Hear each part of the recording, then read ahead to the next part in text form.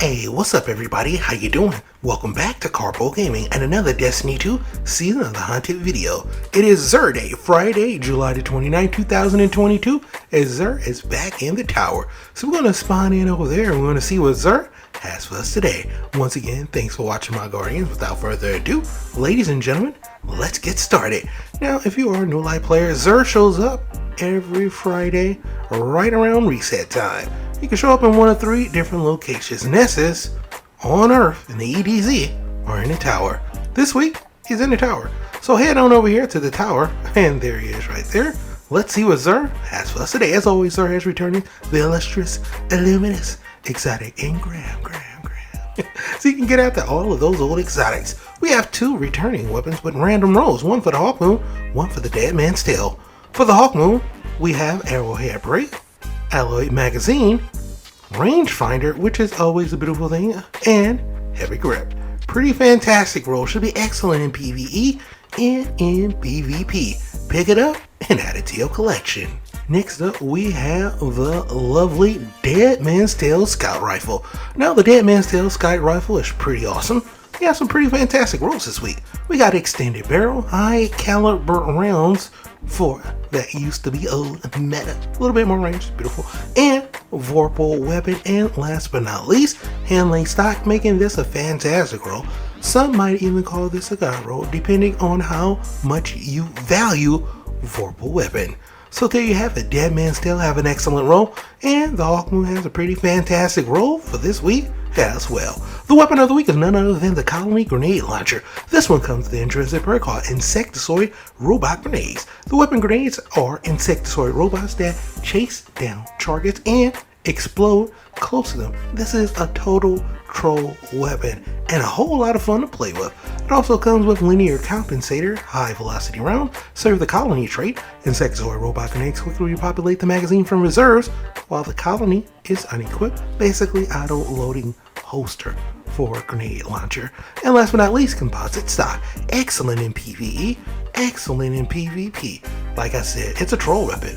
Pick it up and add it to your collection. You're going to have a whole lot of fun with the Colony Grenade Launcher.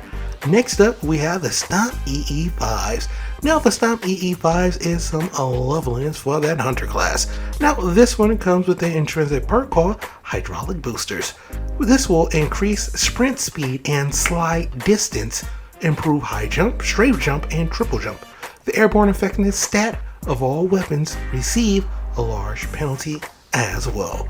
So this one's going to be pretty good in PvE and in PvP.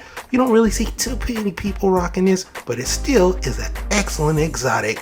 Pick it up and add it to your collection. You cannot go wrong with the Stomp EE5 exotic leg armor for that Hunter class. Next up, we have an exotic for that Titan class, and this one, although on paper it looks good and it sounds good, it's really not that good to me, in my opinion. Needs a total rework. The ACD/O feedback fans, I call it the ACDC feedbacks, you know, because it rolls off the tongue better. This one comes with an intrinsic perk called Barrier Conductors. Melee hits build energy. Being struck by a melee attack reduces incoming damage and unleashes the energy in a devastating explosion. Man, that sounds good on paper, but in reality, not so much in PvE or in PvP. Needs a total rework, in my opinion. Bungie, get on top of it. It looks fantastic. Sounds great on paper, but it just don't deliver. Next up, we have the KARNSTEIN's Armlets. This is going to be an exotic gauntlet for that lovely Warlock class. Comes with an intrinsic perk called Vampire Caress. Melee kills instantly restores a large amount of health and continues to restore health afterwards for a short duration. And it sounds good on paper, and it does some work in PvE, and it's very noticeable, but in PvP, not so much. Just saying. So it's going to be pretty good in PvE, but in PvP, it just don't deliver, and you need all your health back in PvP. I'm just saying. Guns go pew pew, and that large chunk looks like nothing in PvP. Alright, next up we have our legendary weapons. First off, we have the Whispering SLAB Combat Bow.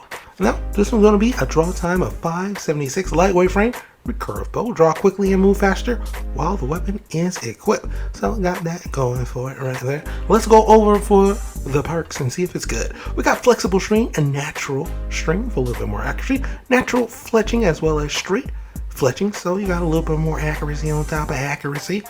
We got hipfire grip and sympathetic arsenal, making this a little bit of a hybrid role, leaning toward the PvE side of things with the accuracy masterwork. Hard pass for me, but look, if you're looking for a bow you can stick in that #1 primary slot, it's going to be decent in PvE and in PvP.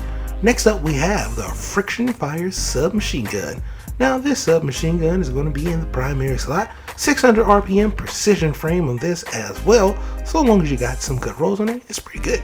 We got arrowhead break, we got hammer forged rifling for more range, which is pretty good because we have even more range with accurized rounds. So between those two, we got a lot going on. Tactical mag, field prep to round it out with rampage, which is excellent with the handling masterwork. So I'm like, we almost there to a god roll. If we can switch out a little bit of things, it would be good to go. Mainly that one perk, field prep and handling for maybe like a range or a stability masterwork. And then we're talking picking up the friction fire. But it should still be pretty decent in PvE and in PvP, in my opinion. Throw that in the primary spot and have yourself a good time with the friction fire. Next up, we have the Survivor's Epitaph. Now the Epitaph hand cannon is going to be 180, and 180 just got a buff. This is going to be a precision frame, which is going to have a recoil pattern that's just very predictable and it's good. Arrowhead break and full bore comes with it. Extended mag, flare magwell, surplus, ambitious assassin, depending on how many ranks you got up in your crucible. Of course, it's going to be a little bit different. You have more choices. Got kill clip and one quiet moment as the origin trait, which is going to increase reload speed when out of combat. So all in all, it's a pretty decent roll. Not a god roll, but not bad. With the impact masterwork, with kill clip, it's going to be pretty fantastic in PvE and in PvP because 180's got a buff. And this one feels really good and snappy. You're able to hit your headshots with the Survivor's Epitaph. Next up, we have the Toil and Trouble shotgun. Now this shotgun is going to be a 60 RPM with an impact of 80, so it's going to hit really hard. Aggressive flame, hard hitting, high recoil after every kill. Let's go over the traits and let's see if this one is going to be one we're going to keep. We got barrel shroud on this bad boy. We got corkscrew rifling for a little bit more range. Always want range. Assault magazine, extended mag, as well as threat detector and snapshots, which is excellent for shotguns and for snipers. But all in all, kind of a crap roll with a reload masterwork, which is not horrible. But then again, take it all back. Shotguns are awesome. Should be good in PvE and in PvP. Next up, the empty vessel grenade launcher is up. Lightweight frame, one shot with confined launch, counter mass on this bad boy. Now we don't have our spike grenades, but we do have blinding grenades and implosion rounds, which is excellent, right? So we got a lot of things going for this already. Being this and that, we're good. Swashbuckler is always good. Surplus is decent.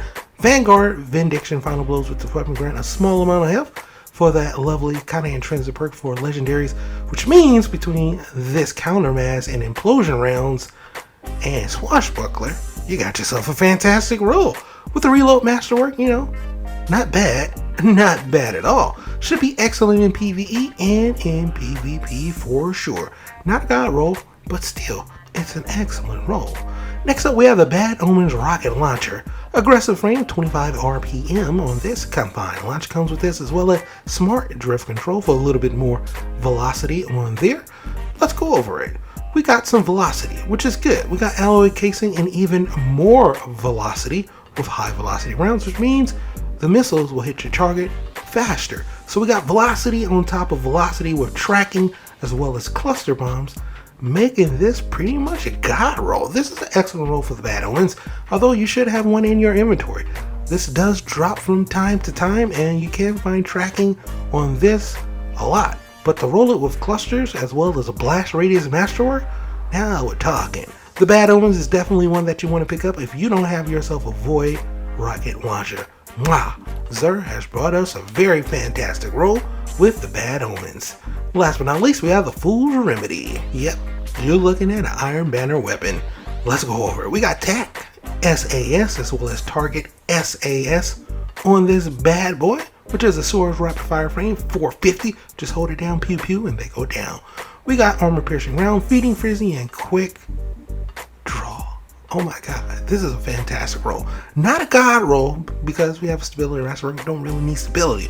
But this is a fantastic roll. Should be excellent in PvE and in PvP. And how often does Xur, Xur, have Iron Banner weapons? Not often. And right now he has a full remedy. So get out there, pick it up if you don't have it. It's a fantastic roll for the Fool's Remedy. Now for our armor sets, we have the LIGHTKIN set. For our arms, we have a total of 60, high roll of 24, hard pass for me, and for transmog, it looks pretty decent.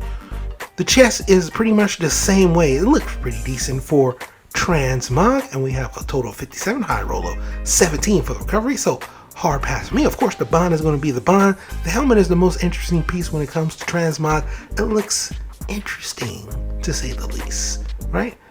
And that's a total of 63, high roll of 17 on that as well, so I can't really recommend that. And last but not least, we have the legs piece for the LIGHTKIN set, and they look decent for transmog, total of 55 on those, so a hard pass for me as well. So there you have it, my guardians. That is what Xur has for us this week, July the 29th, 2022. Happy Friday, my guardians. I hope you and yours have a wonderful day. Thanks for watching, everybody. I'll be back again streaming on Tuesday, and as always, I'll be seeing y'all in the next one. Later.